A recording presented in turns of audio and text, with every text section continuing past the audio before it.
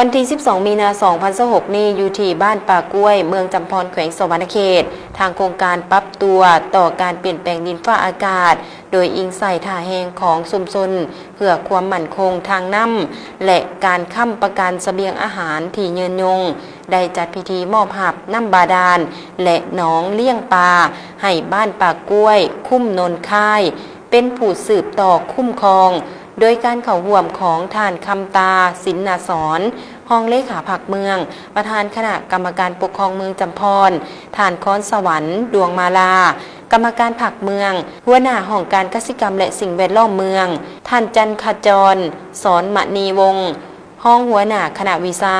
คณะวิศวกรรมศาสตร์มหาวิทยาลัยแห่งชาติพร้อมทีมงานโครงการและประชาชนบ้านป่ากล้วยคุ้มโนนค่ายเข้าร่วมบ้านป่ากล้วยมี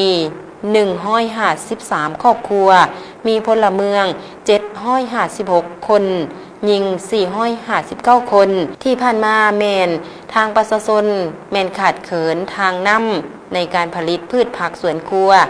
ดังนั้นทางโครงการปรับตัวต่อการเปลี่ยนแปลงดินฟ้าอากาศโดยอิงใส่ท่าแหงของชุมชนเพื่อความมั่นคงทางน้ำและการค้ำประกันเสบียงอาหารที่ยืนยง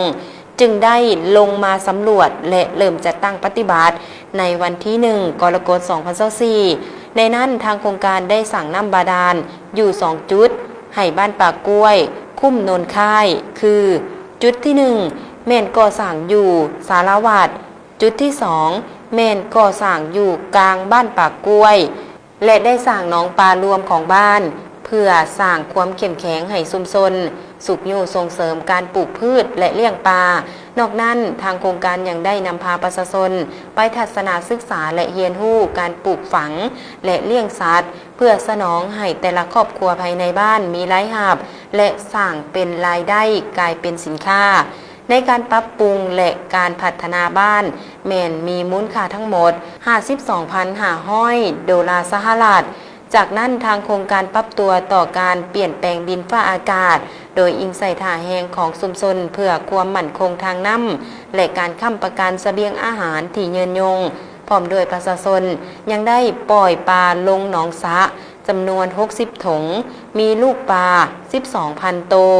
โอกาสเดียวกันทางการนำเมืองยังได้มอบใบย่องย่อให้แก่ทีมงานผู้ที่ให้ทุนและทีมงานโครงการคณะวิศวกรรมศาสตร์อีกด้วย